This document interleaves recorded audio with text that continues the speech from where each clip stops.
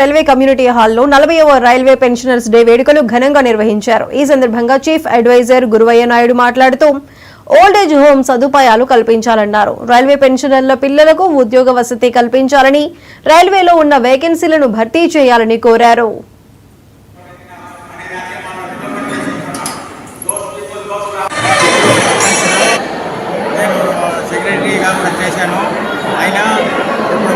సమస్య ఏమంటే పెన్షనర్లు చాలా ఇబ్బంది పడుతున్నారు. పెన్షన్ తీసుకొని వాళ్ళకు చేరడం లేదు. కాబట్టి వాళ్ళ అవస్థలు తగ్గించాలంటే పెన్షనర్స్ వెల్ఫేర్ హోమ్ అంటే ఓల్డేజ్ హోమ్ డివిజన్ తరఫున ఒక డివిజన్లో ఒక్కొక్కటి కనీసం ఏర్పాటు చేయాలని మా కోరిక.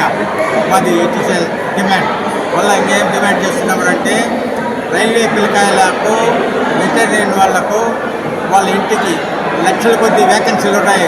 వేకెన్సీల్లో అందరితో పాటు జనరల్గా వచ్చే ఉద్యోగాలతో పాటు రైల్వే పిల్లలకు కూడా ఉద్యోగం కల్పించాలని మా విన్నపము.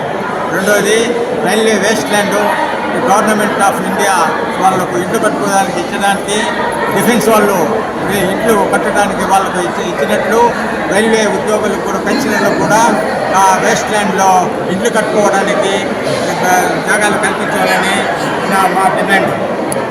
ఇది పెన్షన్స్ డే అసోసియేషన్ 40వ వార్షికోత్సవం జరిపిస్తున్నాము. ఈ పండుగకు సుమారు 300 మంది హాజరైనారు.